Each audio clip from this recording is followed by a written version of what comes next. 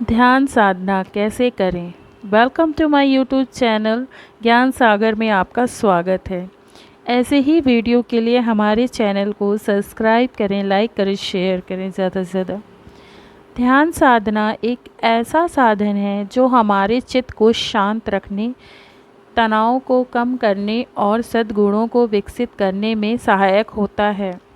अधिकांश नौसिखिए साधक अपने उत्साह के कारण बौद्ध शिक्षाओं के बारे में ज़्यादा कुछ सीखे बिना ही ध्यान साधना शुरू कर देना चाहते हैं, लेकिन बेहतर यही होगा कि हम चरणबद्ध ढंग से आगे बढ़ें। जैसे जैसे हम बुद्ध की शिक्षाओं को बेहतर ढंग से जानेंगे, हमारी ध्यान साधना उतनी ही गहन होती चली जाएगी। यहाँ हम ध्यान साधना के अभ्यास संबंधी कुछ विषयों की चर्चा करेंगे। कोई उन्नत साधक किसी भी समय कहीं भी ध्यान साधना कर सकता है, लेकिन शुरुआत करने वाले के लिए यह उपयोगी रहेगा कि वे कोई ऐसा स्थान चुनें जो मन को शांत करने में सहायक हो, क्योंकि हमारे आसपास का माहौल हमारे ऊपर बहुत गहरा प्रभाव डालता है। ध्यान साधना के लिए स्थान। हमारे मन में यह कल्पना हो सकती है कि ऐसा कमरा ध्यान साधना के लिए सबसे उपयुक्त होगा जिसमें मोमबत्तियों और मूर्तियों से सजा हो और धूप से सुगंधित हो।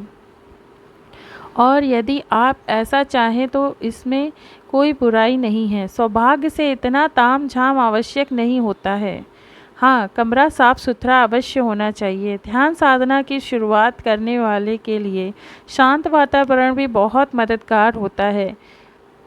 कोलाहल और हलचल भरे शहरों में रहने वाले लोगों के लिए ऐसा वातावरण पाना कठिन हो सकता है, इसलिए बहुत से लोग तड़के, सुबह या देर रात के समय ध्यान साधना का अभ्यास करने का प्रयास करते हैं।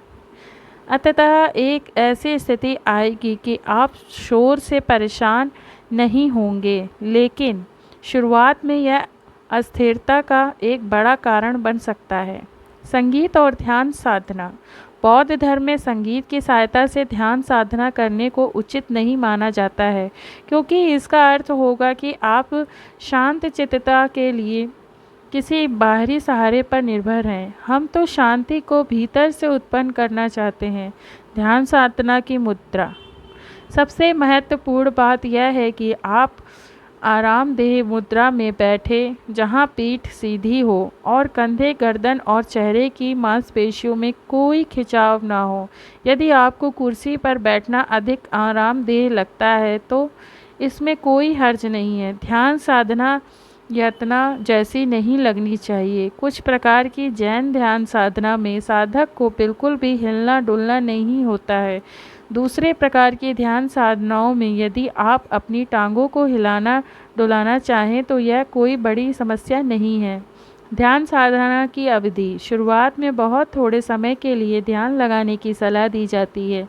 3 से 5 मिनट का समय काफ़ी होता है। आपको पता चलेगा कि दरअसल इससे अधिक समय तक ध्यान को केंद्रित रखना कठिन होता है।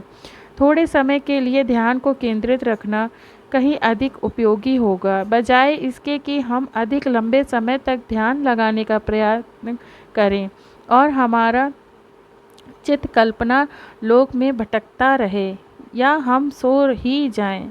इस बात को ध्यान रखना आवश्यक है कि हमारे शरीर और चित्त में कोई तनाव नहीं होना चाहिए और अपने ऊपर को बहुत अधिक दबाव भी नहीं डालना चाहिए। किसी किसी दिन आपकी ध्यान साधना करने की इच्छा होगी, किसी दिन नहीं भी होगी।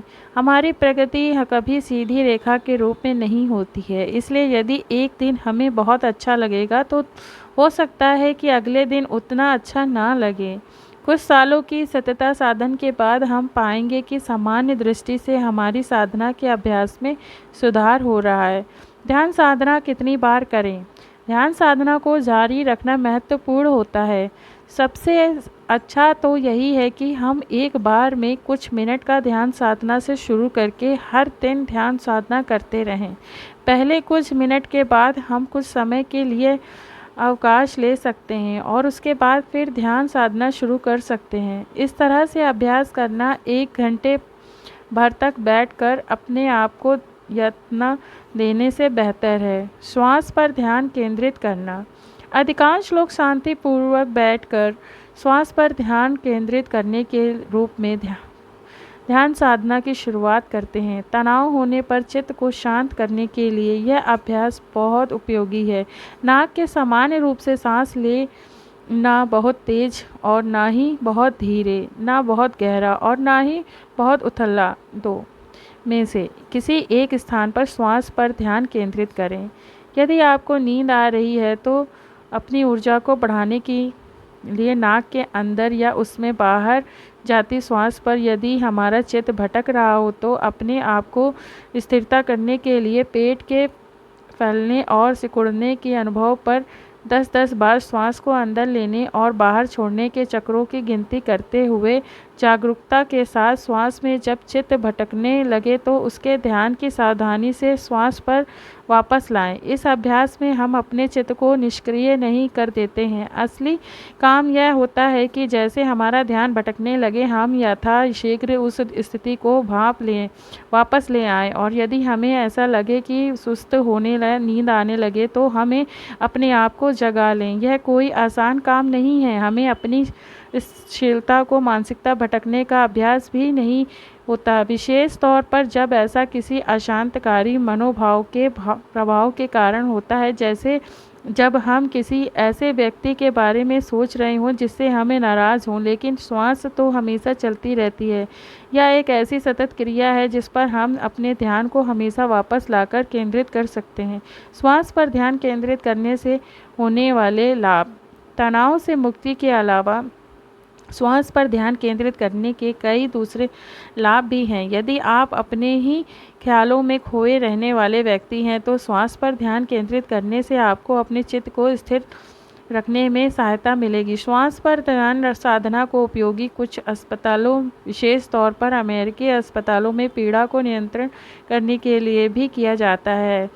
इससे न केवल शरीर पीड़ा में राहत मिलती है बल्कि यह भावनात्मक पीड़ा को भी कम करता है। दूसरों के प्रति प्रेम भाव विकसित करना।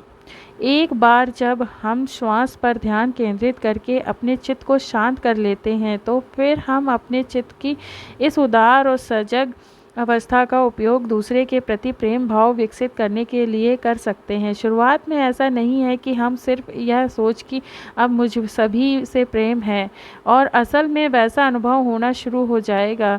उसके पीछे किसी प्रकार के बल का प्रयोग करने की आवश्यकता नहीं होगी। प्रेम के भाव को विकसित करने के लिए हम एक तर्क संगत विचार प्रक्रिया का प्रयोग करते हैं। सभी जीवधारी परस्पर संबंधी हैं। हम सभी यहाँ एक साथ रहते हैं। सभी समान रूप से सुख चाहते हैं और कोई भी दुख नहीं चाहता। सभी चाहते हैं कि उनसे प्रेम किया जाए। कोई नहीं चाहता कि उसे नापसंद किया जाए या फिर उसकी अनदेखी की जाए।